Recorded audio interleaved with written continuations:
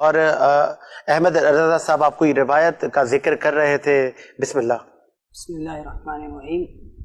ابھی آج کل جیسے کہ ہمیں بھی بچپن میں اسکولوں میں ایک روایت پڑھائی گئی اور ہمارے بچوں کو بھی آج تک وہ روایت پڑھائی جاتی ہے، اور بعض اوقات وہ لوگ جو ہے اس آیت کو بیان کر کے لوگوں کو نصیحت کرتے ہیں، اور وہ آیت یہ ہے کہ ایک بڑھیا کافر بڑھیا حضور علیہ الصلوۃ والسلام پہ کوڑا کرکٹ پھینکا کرتی تھی۔ یہ آیت تو آپ لوگوں نے بھی سنی ہوگی، بہت مشہور لیکن آپ کو اس کی حقیقت میں اپنی ذمہ داری پہ بات کر رہا ہوں۔ اگر چاہیں تو تمام علماء سے اس کی تصدیق کر سکتے ہیں، اس طرح کی کوئی بھی روایت کسی بھی حدیث کی کتاب میں موجود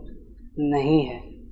کیسا ہے، کچھ بتائیں گے؟ کیونکہ اس کی ڈیٹیل یہ ہے کہ ایک کافر بڑھیا حضور علیہ السلام کے اوپر کوڑا کرکٹ پھینکتی ہے تو کیا صحابہ کرام کھڑے ہو کر دیکھتے رہیں گے؟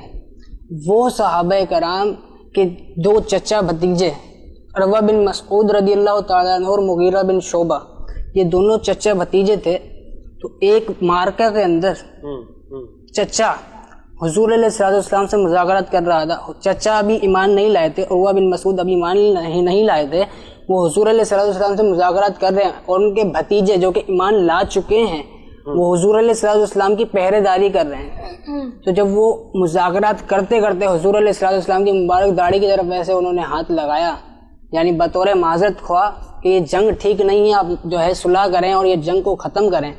تو ان کے جو بھتیجے کھڑے ہوئے تھے انہوں نے فوراً اپنے چچا کی ہاتھ پر تلوار کا دستہ مار کر کہا اخذ یدک لحیۃ رسول اللہ وان لا تصل الیک، یعنی کہ چاچے اگرچہ تو یہ خوشامد کر رہا ہے مگر یہ ہماری نظر میں بے ادبی ہے، اگر دوبارہ حضور کی مبارک داڑھی کی طرف ایسے ہاتھ کیا تو کاٹ کے رکھ دوں گا پیچھے کر ہاتھ کو۔ یعنی جو صحابی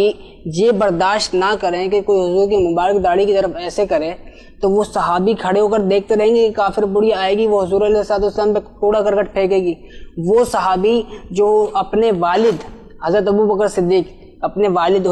جب ان کے والد ابھی ایمان نہیں لائے تھے تو ان کے بارے میں آتا ہے ان کے والد نے حضور علیہ السلام کے بارے میں نازیبہ الفاظات کہے، تو انہوں نے اپنے والد کو یہ نہیں دیکھا کہ میرے والد ہیں، انہوں نے اپنے والد کو اتنی زور کا دھکا مارا کہ وہ دور جا گرے،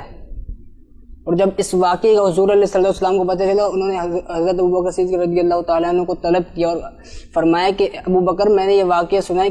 کیا تم اس کی تصدیق کرتے ہو؟ تو حضرت ابو بکر صدیق رضی اللہ تعالیٰ عنہ نے فرمایا یا رسول اللہ جی ہاں ایسا ہوا ہے، اور اس وقت اگر میرے ہاتھ میں تلوار ہوتی میں اپنے باپ کا سر تن سے جدا کر دیتا۔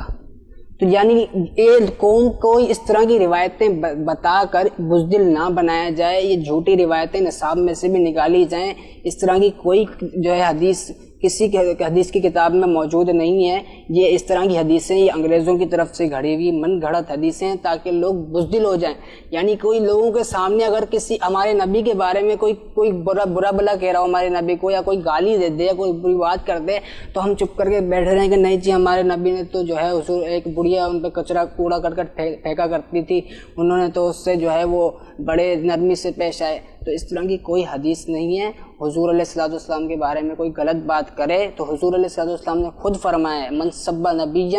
فاقتلہ، یہ بخاری شریف کی حدیث مبارکہ ہے، اور اس کے راوی حضرت علی المرتضی رضی اللہ تعالیٰ عنہ ہیں کہ حضور علیہ السلام کا خود کا فرمان ہے من سب نبیا فاقتلہ من سب صحابیا فجلدہ، یعنی جو کسی نبی کے بارے میں غلط بات کرے اس کو قتل کر دیا جائے، اور جو کسی صحابی کے بارے میں غلط بات کرے اس کو بھی تختہ دار پر لٹکایا جائے۔